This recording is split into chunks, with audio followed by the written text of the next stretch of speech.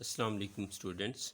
इस वीडियो में हमें सेकेंड ईयर की फ़िज़िक्स के चैप्टर नंबर 18 डॉन ऑफ मॉडर्न फ़िज़िक्स के न्यूमेरिकल नंबर 10 से लेकर न्यूमेरिकल नंबर 13 तक सॉल्व करना है। इससे पहले न्यूमेरिकल हम पहली वीडियोस में सॉल्व कर चुके हैं। तो चैप्टर जो न्यूमेरिकल नंबर 10 है वो है calculate the wavelength of de Broglie waves associated with electrons accelerated through potential difference of 200 volts. कि हमें डी ब्रॉय वेव फाइंड करनी है, वेवलेंथ फाइंड करना है उन इलेक्ट्रॉन्स के साथ जिन इलेक्ट्रॉन्स को 200 वोल्ट के पोटेंशियल डिफरेंस से एक्सेलरेट किया गया है। तो डी ब्रॉय वेवलेंथ फाइंड करना है और मैस ऑफ इलेक्ट्रॉन हमें पता है कि 9.1 इंटू 10⁻31 किलोग्राम होता है। चार्ज ऑफ इलेक्ट्रॉन भी हमें पता है, एच की वैल्यू भी बार बार इस्तेमाल हो रही है और पोटेंशियल डिफरेंस जो गिवन है वो है 200 वोल्ट्स।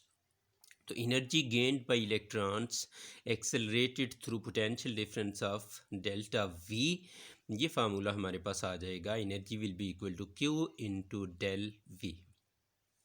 ये फार्मूला भी इस चैप्टर में बार बार इस्तेमाल हुआ है, जहाँ एनर्जी गेंड किस चार्ज पार्टिकल्स की accelerated through some potential difference delta V बराबर होती है charge of that particle into potential difference के। तो यहाँ एनर्जी जो कि काइनेटिक एनर्जी की फॉर्म में है, तो 1/2 mv² will be equal to Q into del we.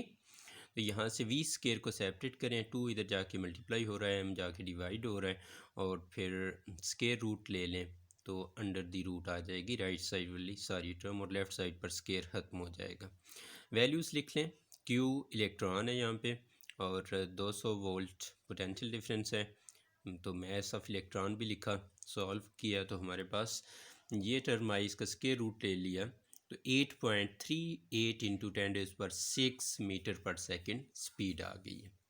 अब जब स्पीड आ गई है तो अब हम वेवलेंथ, डी ब्रोगली वेवलेंथ आसानी से फाइंड कर लेंगे कि lambda is equal to h/mv होता है। तो h की वैल्यू लिखें, मैस ऑफ इलेक्ट्रॉन लिखना है, और v जो अभी हमने फाइंड की ये लिख लेंगे। तो 8.6 इंटू 10⁻11 मीटर हमारे पास आएगा। इसको अगर 0.8 लिखें तो प्लस में एक पावर जाएगी जिसकी वजह से माइनस वाली पावर एक कम हो जाएगी, 10⁻10 होगा, और -10 चूँकि एंगस्ट्रॉम होता है तो 0.86 एंगस्ट्रॉम वेवलेंथ आ जाएगा उस इलेक्ट्रॉन का, यानी उसकी जो वेव नेचर है वो इस वेवलेंथ की होगी। अगला क्वेश्चन भी इसी से मिलता जुलता है कि an electron is accelerated through a potential difference of 50 volts, calculate de Broglie wavelength. फ़र्क सिर्फ ये एक्सेलरेटिंग पोटेंशियल का है, जो पोटेंशियल डिफरेंस है वहाँ 200 वोल्ट था, यहाँ 50 वोल्ट है।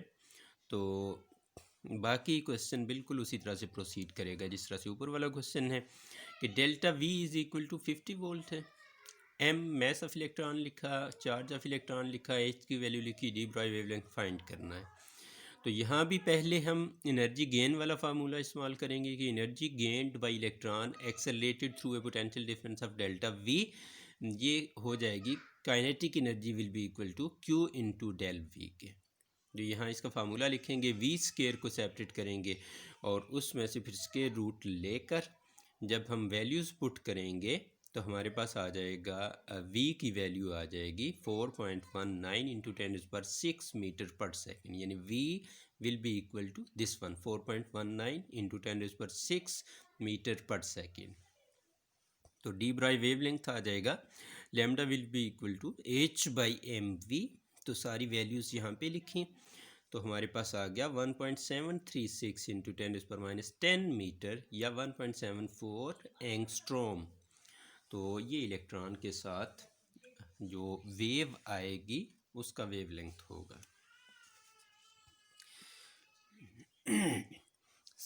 12th क्वेश्चन है कि speed of an electron is measured to be 5 into 10⁻7 meter per second to an accuracy of 0.003%.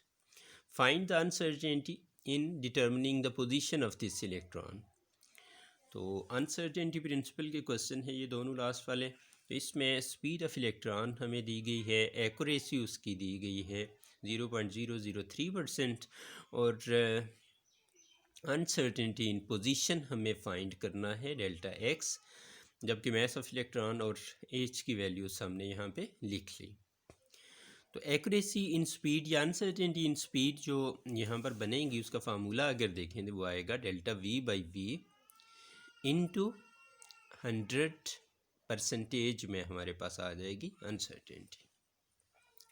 यहाँ से जो डेल्टा वी है ये आ जाएगा, delta V will be equal to accuracy, चूँकि अमाउंट में हमें दे दी है उसने तो इसलिए v इधर जाके मल्टीप्लाई हो जाएगा, v into accuracy, simply word लिखा है यहाँ पे, और 100% जो यहाँ था मल्टीप्लाई हो रहा था ये उधर जाके डिवाइड हो जाएगा, तो v इंटू एक्यूरेसी बाई 100% हो जाएगा।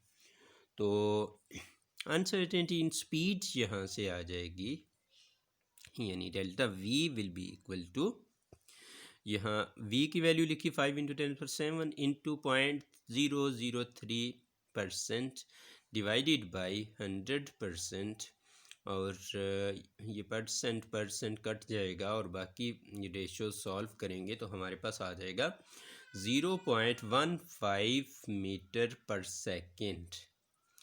ये अनसर्टेनिटी आ जाएगी स्पीड में।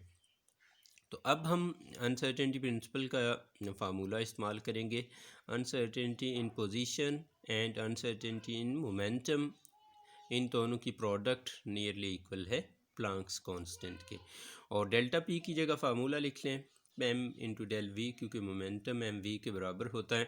तो delta X into M delta V is equal to H आ गया। तो यहाँ से डेल्टा एक्स फिर आ जाएगा H by M del V, और वैल्यूज़ लिखेंगे एम और डेल्टा वी जो ऊपर हमने निकाला, तो 4.85 into 10⁻³ metre uncertainty in position आ जाएगी।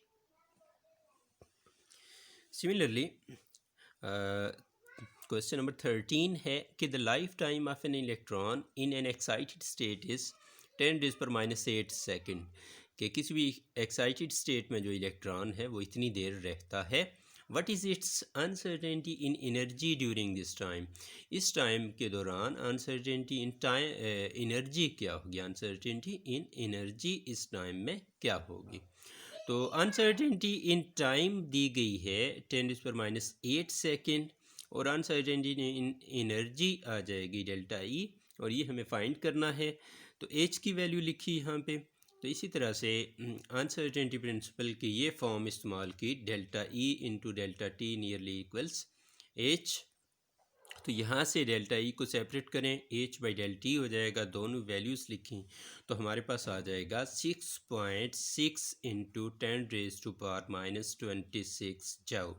ये uncertainty in energy during this time आ जाएगी। Thank you.